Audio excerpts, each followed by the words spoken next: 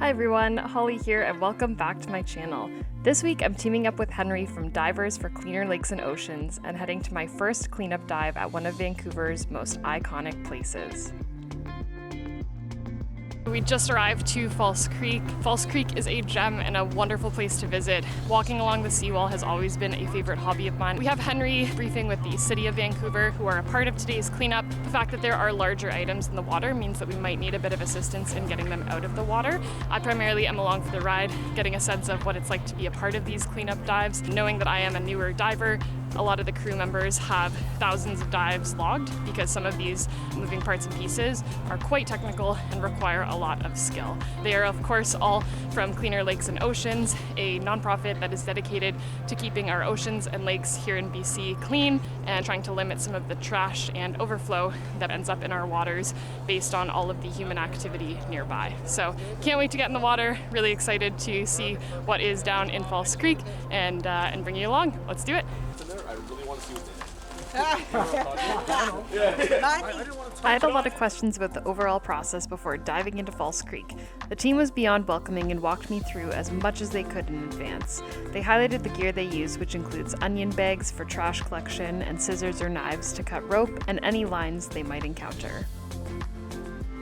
From there we made our way down to False Creek and got right into the water. Diving for trash sounds simple in theory, but it quickly became clear why these divers are required to have a ton of experience before embarking on a cleanup dive. Not only are you dealing with heavy, entangled items, requiring strong buoyancy skills to keep you steady while you work, silt gets kicked up with every item removed, leaving you in a cloud of sand with zero visibility. For this video, I'm going to be going back and forth between Henry's cam and my own, just to give you a real POV of what it's like to collect trash on this dive.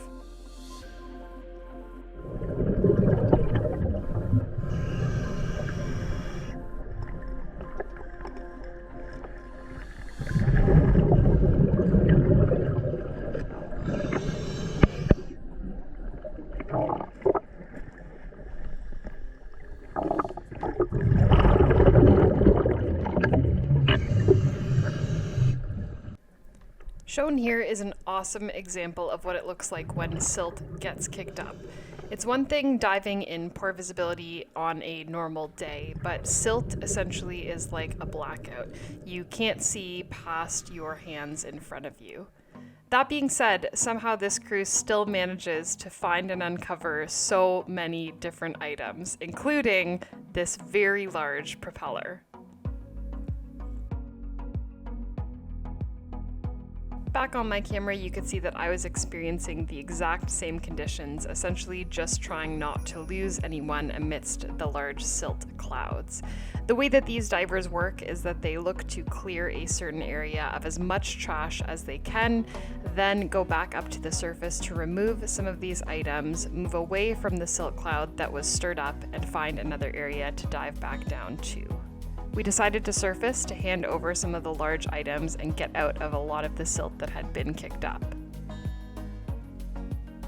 At this point, the City of Vancouver stepped in to help us take out some of these items, as a lot of this stuff was quite heavy.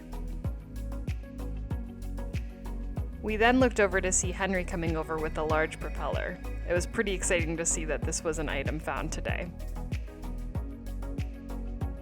The team continued to repeat this process until they had removed as much as they could on the tank of air they had. Some items were larger and heavier than others, but everyone worked collaboratively and efficiently to remove as much as they could.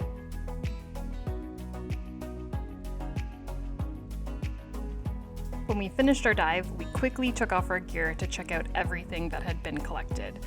This part was exciting and incredibly unpredictable.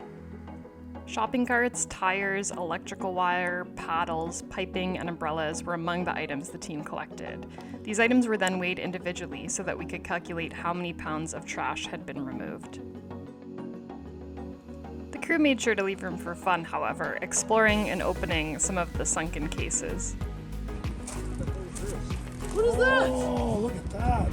That's cool. That's a vase. What the hell's in there? Yeah, okay, 45.9.